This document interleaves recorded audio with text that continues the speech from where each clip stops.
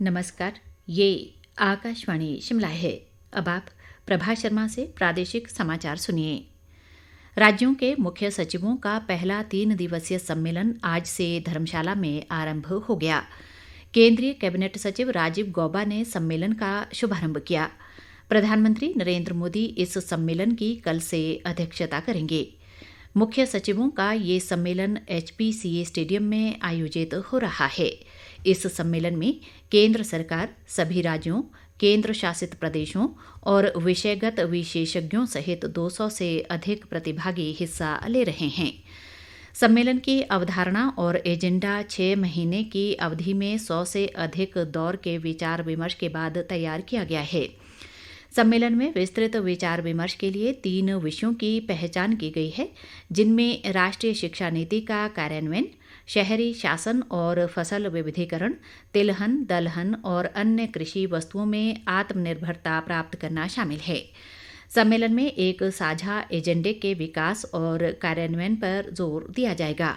साथ ही लोगों की आकांक्षाओं को प्राप्त करने के लिए एकजुट कार्रवाई के लिए एक रोडमैप भी तैयार किया जाएगा। सम्मेलन के परिणाम पर बाद में नीति आयोग की शासित परिषद की बैठक में चर्चा की जाएगी, जिसमें उच्चतम स्तर पर व्यापक सहमति के साथ एक कार्ययोजना को अंतिम रूप देने के लिए सभी राज्यों और केंद्र शासित प्रदेशों के मुख्यमंत्री और प्रशासक मौजूद रहेंगे। इस बीच मुख्य सचिवों के इस सम्मेलन की अध्यक्षता करने से पहले प्रधानमंत्री नरेंद्र मोदी कल धर्मशाला में रोड शो भी करेंगे। उनका ये रोड शो 2 किलोमीटर का होगा। प्रधानमंत्री के धर्मशाला दौरे के दृष्टिगत यहां सुरक्षा के कड़े प्रबंध किए गए हैं और पूरे धर्मशाला शहर को रंग बिरंगी रोशनियों, झंडों, बैनरों और पोस्टरों से सजाया गया है।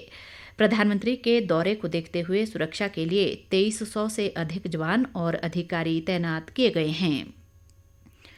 निर्वाचन आयोग ने देश के 16वें राष्ट्रपति पद के चुनाव के लिए अधिसूचना जारी कर दी है। 29 जून तक नामांकन पत्र भरे जा सकेंगे। राष्ट्रपति चुनाव के लिए मतदान 18 जुलाई को होगा और 21 जुलाई को मतगणना होगी। राष्ट्रपति रामनाथ कोविंद का कार्यकाल 24 जुलाई को समाप्त हो रहा है। राष्ट्रपति का चुनाव एक निर्वाचक मंडल द्वारा किया जाता है, जिसमें लोकसभा, राज्यसभा और राज्य विधानसभाओं के निर्वाचित सदस्य होते हैं।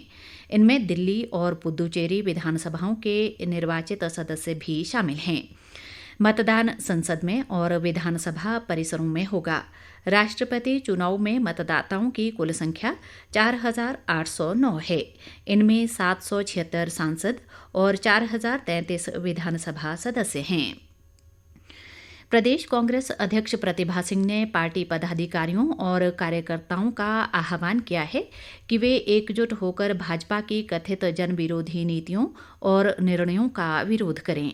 आज बिलासपुर में पार्टी के जिला स्तरीय नवचेतना संकल्प शिविर को संबोधित करते हुए उन्होंने कहा कि प्रदेश में बदलाव की लहर चल रही है, जिसकी शुरुआत 4 उपचुनाव में कांग्रेस की शानदार जीत से हुई है।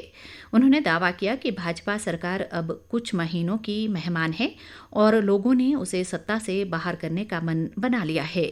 उन्होंने केंद्र सरकार पर जांच एजेंसियों के दुरुपयोग का आरोप भी लगाया और कहा कि इसे कभी सहन नहीं किया जाएगा। कांग्रेस नेताओं ने इस मौके पर एक पदयात्रा का आयोजन भी किया। कुल्लू के उपायुक्त आशुतोष गर्ग ने कहा है कि जिले में केंद्र सरकार की योजनाओं का प्रभावी कार्यान्वयन सुनिश्चित बनाया जा रहा है। आज कुल्लू में PIB द्वारा मीडिया के साथ आयोजित वार्तालाप कार्यक्रम में बोलते हुए उपायुक्त ने कहा कि आयुष्मान भारत योजना के तहत जिले में अभी तक 12,500 लोगों के इलाज पर 13 करोड़ रुपए से अधिक राशि खर्च की जा चुकी है। इसी तरह प्रधानमंत्री जन आरोग्य योजना के तहत जिले में अब तक 28,070 लोगों के कार्ड बनाए जा चुके हैं। उन्होंने सरकार की नीतियों और कार्यक्रमों को आम जनमानस तक पहुंचाने में मीडिया की भूमिका की सराहना की और कहा कि इस तरह के वार्तालाप समय समय पर होने चाहिए। कांगड़ा जिला न्यू पेंशन कर्मचारी महासंघ 26 जून को धर्मशाला में पेंशन अधिकार यात्रा का आयोजन करेगा। महासंघ के जिला प्रधान राजेंद्र मनहास ने कहा कि इस यात्रा को सफल बनाने के लिए आज से जिले भर में पोस्टर अभियान शुरू हुआ। उन्होंने कहा कि 26 जून की पेंशन अधिकार यात्रा में जिले के सभी 21 खंडों के हजारों कर्मचारी हिस्सा लेंगे। इसी के साथ ये समाचार बुलेटिन समाप्त हुआ। नमस्कार।